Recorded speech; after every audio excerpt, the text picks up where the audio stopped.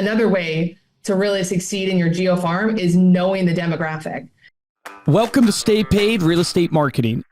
Unlock the secrets of success in the real estate world, where each episode delivers valuable tips and strategies to elevate your marketing game and help you succeed in both life and business. Brought to you by Reminder Media. Hello, everyone, and welcome to Stay Paid. I am your host, Luke Acree, and Josh is still out on the road. He's still not back, but he'll be back soon, so don't you worry, because I know you guys miss him. We miss him. We miss his dad jokes.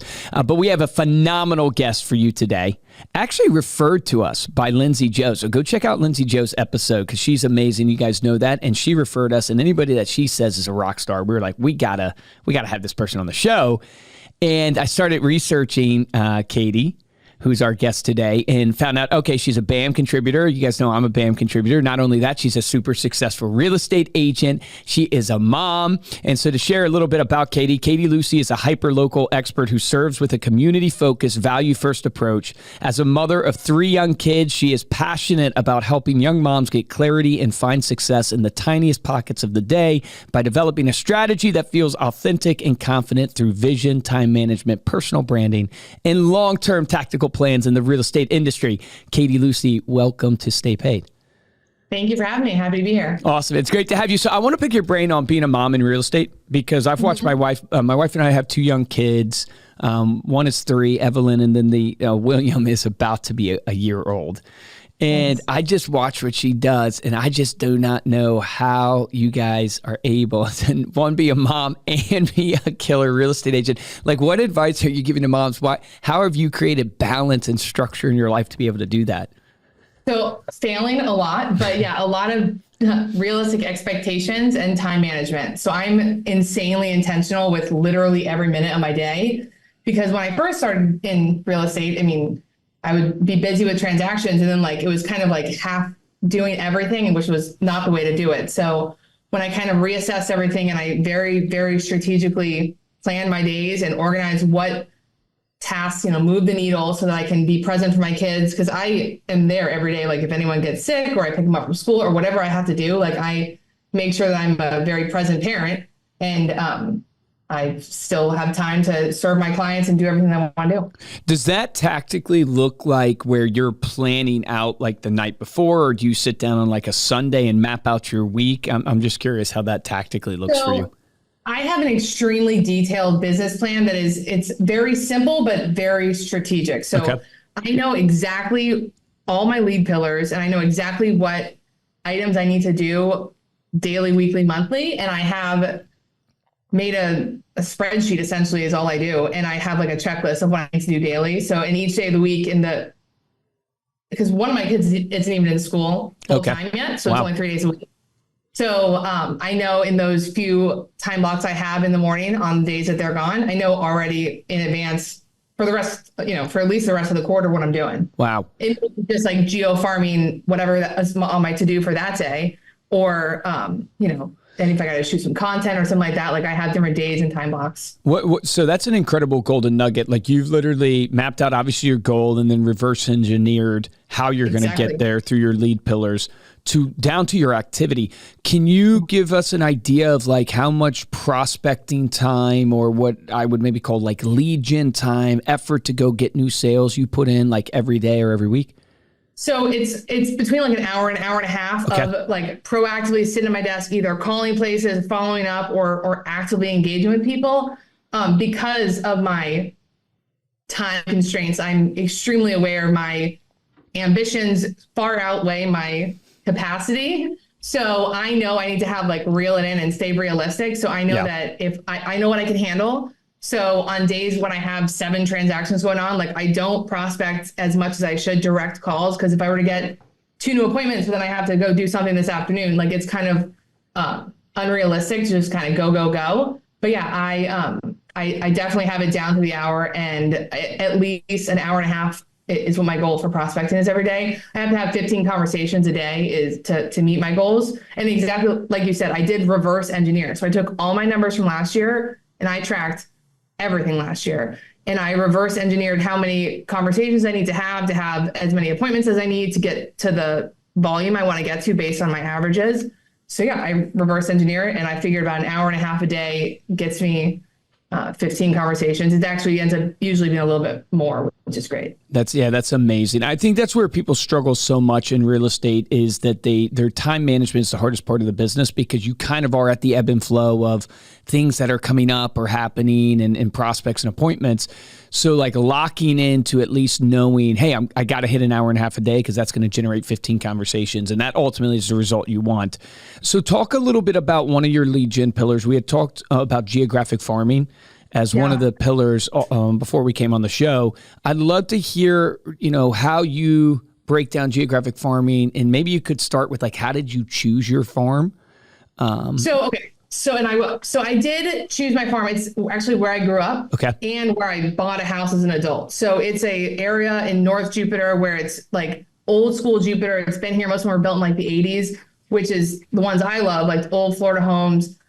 They're my favorite kinds of house to look at, live in, sell. But it is actually a low turnover area. So I picked the farm and started farming it before I really knew what to do. So definitely pick a farm that has like a 5 to 10 plus turnover rate. Mine's about 3.5. So, but the average price point is 2.1 million. So that works. So that helps. Yeah. It does. So, and even with a very expansive Geofarm plan this year of one house, I'm going to profit, and I've already done that. So pretty much building the realistic budget to kind of cover it. It's worth one house to risk the finances. But yeah, for my Geofarm, I picked it because I know every street name. I know a lot of the neighbors. I've literally lived there my whole life, essentially. And I have close-knit ties to the community. Like I said, I know people, I know the demographic. And so another way to really succeed in your Geofarm is knowing the demographic, because a lot of these towns, like if you just move in or you just pick a farm because the houses are the right price point, or you want to like focus on waterfront and you're like, that one looks good. Like you really need to know who you're talking to, because a lot of my mailers that hit really well surprise me, because it's like very like either sentimental. Like one of my best performing ones on the front, it says like, want to move closer to family, because a lot of them are boomers that now their kids are my age or a little older, and they have grandkids in all over the country. And Jupiter is a very expensive place to live. So a lot of the kids aren't coming back after, they that makes sense. Yeah. So it like hits to them, because a lot of them are new grandparents. So I do a lot of like downsize and a lot of grandparents, a lot of get closer to family stuff. And I'm sure it doesn't hit for the newer people, but it hits for the older people. And that's the demographic that I'm trying to sell to. So 65% of my farm, which is, so my core farm is 1,000 homes, a little more. And then I have when I get listings or a really like a market update where I want to do it expansive, I do another 500 homes, like kind of adjacent. But 65% of them are boomers that have lived there for 20 plus years. Okay. So those turnover are going to happen. And I also know how to position and market a house that was built in the 80s, like maybe updated, but it was like updated in like 99 and like well-maintained, clean. People love it. But now everyone in my town that lives here wants completely updated, completely done. Everybody wants, new construction in a way, or the look of new construction. Exactly. So it's a little harder to sell, but I don't know why. I just happen to like that. So it's just, that's how I picked my farm. It's super smart. I think you're spot on. Turnover rate, number one thing to look at. But then people underestimate the idea of like, I used to say it and still kind of do, is like similar houses, meaning, and you're saying it better, like similar demographic, because when you do a mailer, that's going to be all the same. You're not going to do 1,000 different individual pieces. So if you can choose based upon, hey, all of these are very similar, so my message is going to resonate with this multitude of people, that is very valuable. So how many times do you touch base with your farm? Obviously you're doing a mailer, but what else are you doing to brand yourself with the farm? Yeah, so pretty much the basics of my Geofarm plan for this year, it's 25 mailers. Okay. So I'm trying to hit them a lot, and I have a seasonality. Like I feel like everyone in my town in the month of July, they leave and go to the Bahamas or to North Carolina or somewhere. No one's here. So like I maybe send one that month or one in August, or when kids are going back to school or whatever. But so I have that spread out throughout the year, and I have it very strategic with, like we have spring training going on right now, or boating or whatever they have.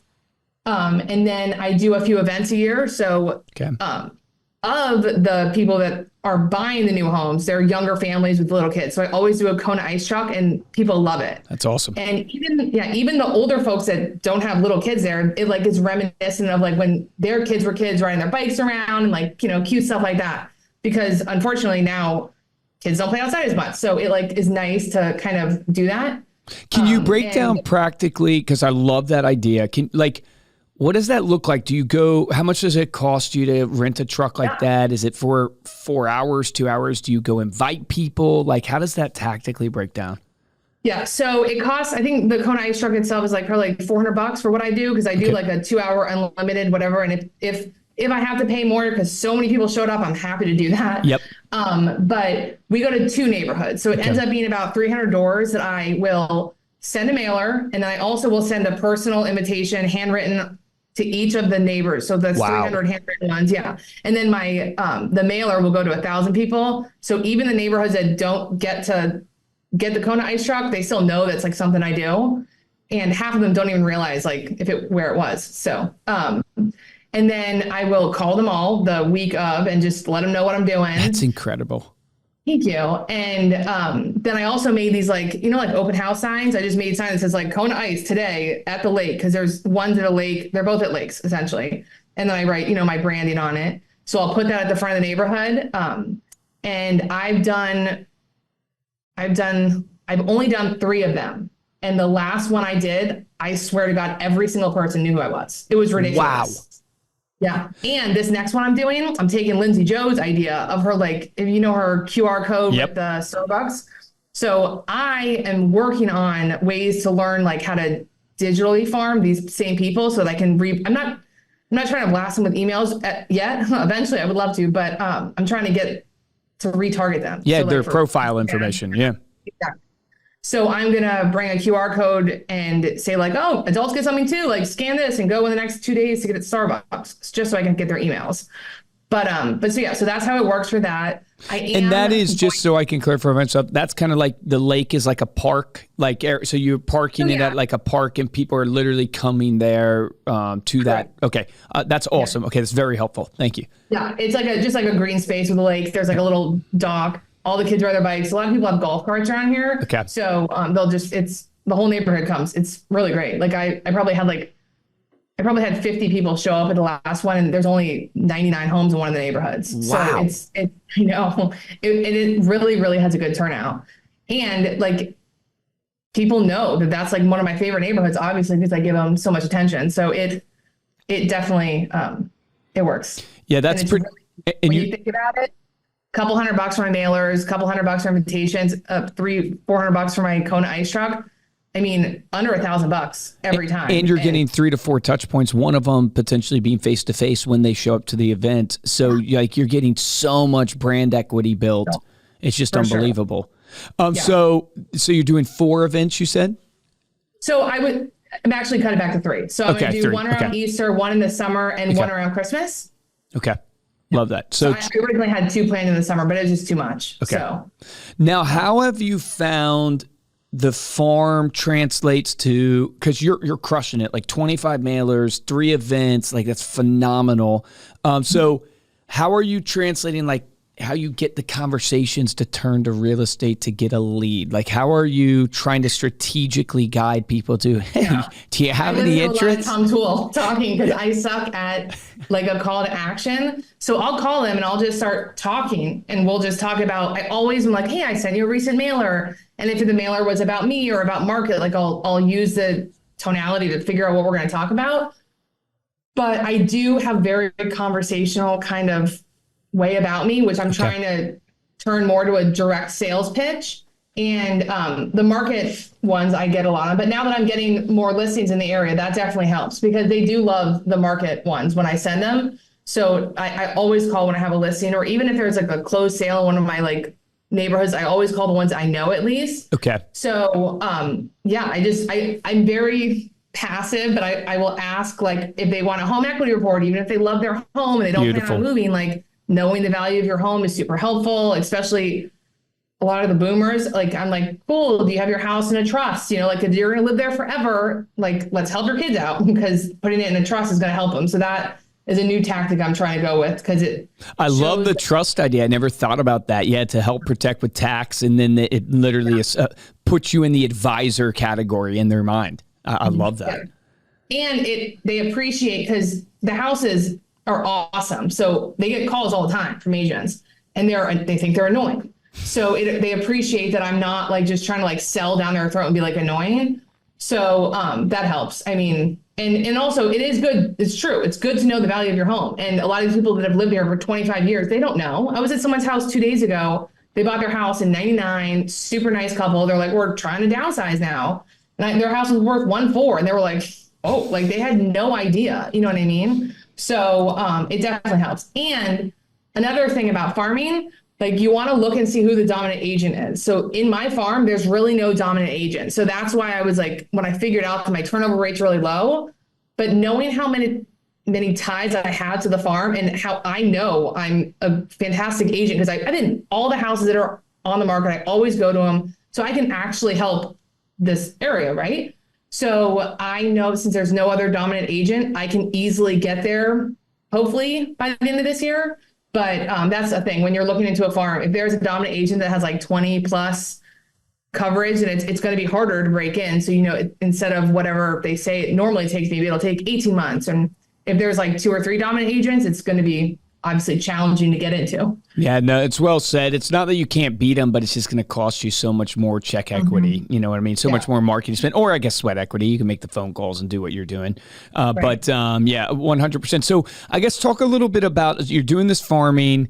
You're also really good on social.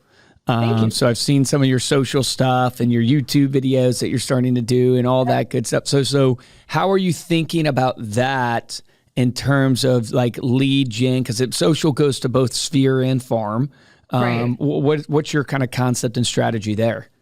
So I'm actually very intentional about what I put out there too. So I love my farm, and I know that a lot of them aren't on Instagram, but a lot of their kids are. And then now the last, 4 or 5 years, a lot of younger people have moved in. So I'm trying to build my local following, which I think I have a pretty good, it continuing to be local because everything I talk about is specific to Jupiter Homes or Florida, at least hurricane season, stuff like that. So I definitely trying to highlight our community. It's obviously a unfair advantage because it's very pretty here. So it's nice to throw up a drone clip, and it just I threw up a drone clip, I don't know, maybe a couple weeks ago, and I just listed out the last 10 years of the average price point for single family homes here. And it was shared 200 times. And what a great idea for a reel. That is amazing. So easy. And 200 people shared it. So they were either agents trying to copy me, which they should, or local people being like, wow, look at the price growth in Jupiter. That is so good. And then that triggers people wanting to know the value of their home. Which that reminds me of I saw an Instagram reel, similar concept on this idea of what your home's worth, but it was, you'll go broke if you don't have this salary to afford this price of house. And people in the comments were going, what would I need to make in order to afford a $400,000 house? What would I need in order to afford this? And I was like, oh, that's such a genius concept of trying to put it out there in a kind of info way that causes people to think for themselves. So that's a great reel. Do you find that going local, the struggle always is that you're not going to get as many likes or views. So you struggle with if you're normal, like most of us, it's like the vanity versus I say that all the time. I'm normal, us normals that don't need to go viral all the time. Exactly. Because I was on the walkthrough and we talked about literally just this. So I have gone viral I have a small account. I have 2,600 followers. So I have gone viral, some that have 50, 60,000 views, and I got zero benefit from those besides people being like, you look cool. And that's it. It doesn't help me. And any followers that I did get from that are probably going to be disappointed when I talk about a special loan program in Jupiter, Florida, because they don't live here. And those people aren't going to buy or sell real estate with me because they probably don't live here.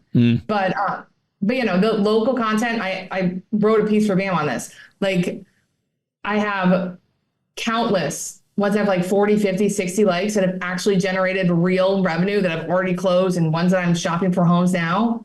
And they have, 1,500 views, That's so good. That's the point. That's so powerful. Yeah. One of the best things I ever heard, I forget who to give credit to. There's too many interviews I've been through, but someone once said that, maybe you only get 50 views or 100 views, but imagine walking into a movie theater and there's 50 people sitting there.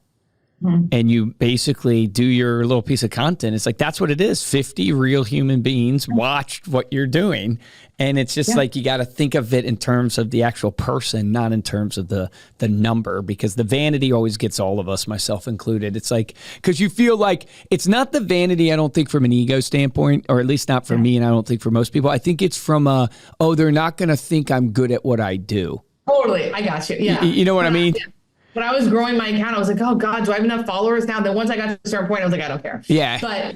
But that's exactly like, and then you look at other people and they get so many, you got to not focus on that. Cause even when you don't get good interaction, like you're still putting stuff out there. So when somebody that's not on Instagram Googles you to make sure that you're a decent real estate agent, if 47 videos show up of you, he's not checking how many likes you got. He's like, oh, they're a legitimate business person that is out in the industry. Yeah, that's a psychological principle of activity makes people think productivity. So you could be the worst realtor in the world, but if you're active all the time, people could think you're productive because you are out and about.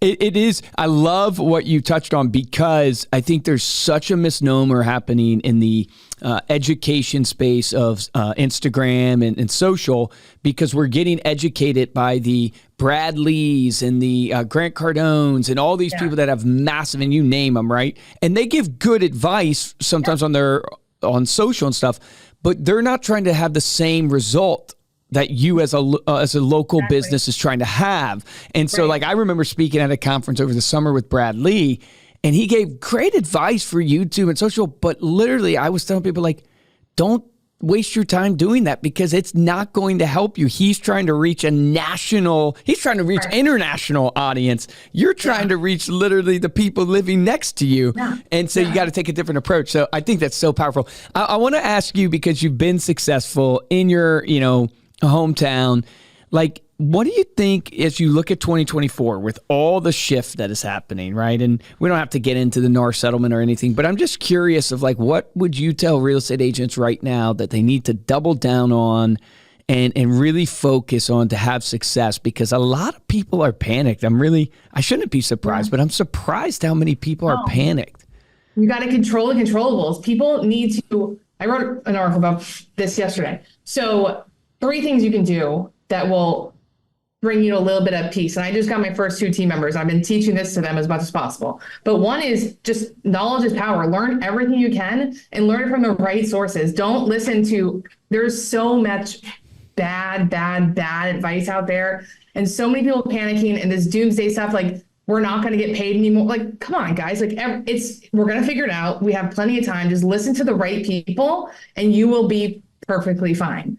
And then double down on being a professional to your current clients. Like, so all these people that are listening to CNN, everyone is like, what's going on? Are you guys losing your jobs? Or real estate agents are out? Like, no, you need to be the advisor and inform them of what's going on and how you're arming yourself to handle them as clients even better. So good. If you do that, and then just be like an advisor, then they're going to see you even as a higher accountability, and more trust in you, because you provided them this clarity in this time. Yeah. So, No, that's so good. It touches on, like, obviously my passion, love is marketing. And so a part of marketing is PR. There's obviously greater experts than me on PR, but PR is all about controlling the narrative. PR is all about, and how do you control the narrative? You got to get in front of it. So most people retract when things are shifting and things are changing and you're unsure. You actually need to be proactive. So your advice on getting ahead of the message, hey, everybody's watching CNN or Fox or whatever you want to name it, and they're all clickbaity, and they're meant to be that way because they have to sell ads, right? But it's how are you being the advisor and controlling the narrative with your clients? How are you educating them? Because if you don't speak into their life, somebody else will, and they're looking for somebody to trust. So amazing advice. So this has been just incredible. Oh, go ahead and share. Yeah, no, last thing, and I'm front loading a lot of my marketing. So, like, I'm going to do extra mailers. I'm going to email my people at your company right now and be like, can I get my next magazine to kick out a little bit quicker? Because I want everything to be done before July. Like, I feel like people are going to really start pulling back at July. So front loading all the marketing efforts and start doing a couple extra things in my marketing plan that I was going to do kind of in October. See, I got to use you as an example, Katie, because I just was on with our staff yesterday, and I was educating them on the whole NAR settlement and what it means and basically what is our response. And one of the things I said to them is that the agents, I said, watch this. The top producing agents, they will not retreat. They will double down. And I said, not to pull off of Warren Buffett investing, but it's the same thing. He goes to the market when everybody's running away. And when people are running to the market, he kind of pulls back, because top producers know this is where you gain market share, and you won't see it in your numbers immediately. So you'll spend extra money, you'll work harder, and it won't feel like you're growing. But all of a sudden, when we come out of it, you will have gained 10, 20, 30% market share. And it's just funny how you're a client of ours and you're saying the same thing and you're a top producer. And it's just like, that is the mentality. Top producers know this is where I double down. This is where I front load. This is where I get in, because most people retreat. And if you retreat, you lose market share. This is amazing. How do people follow you? How do they connect with you and get to know you a little bit more? Instagram, it's at Katie Lucy Real Estate. Yeah, probably the best way. But otherwise, I mean, call me, email me. I don't care. Whatever. So guys, you got to check out Katie Lucy. You got to find her on BAM as well. She's written some incredible articles on BAM. She's a contributor there, and check her out on Instagram. Just amazing. Here's my action item for everybody on this podcast. If you heard Katie Lucy right at the very beginning, what did she explain? She has a very intentional and detailed plan that runs her day. And if I could boil down any action item for you right now, with all this turmoil and all this shift that is happening in the marketplace, you need to have a plan and work the plan. And you're not too late. I mean, this episode is coming out probably in April. I know we're recording in March, but it's probably coming out in April. It's not too late. If you don't have a plan that you know what you're doing when you wake up every single day that's intentional, you are missing opportunity. So that is my action item for you. Please, if you enjoyed this episode, please go review it on a Spotify or Apple Podcast. We love 5 stars. It gets it seen by more people. Share this episode with a friend. You'll be able to find all the show notes on staypaidpodcast.com. And remember this, the difference between top producing agents and mediocre agents in every business is top producers take action. Take action on that today.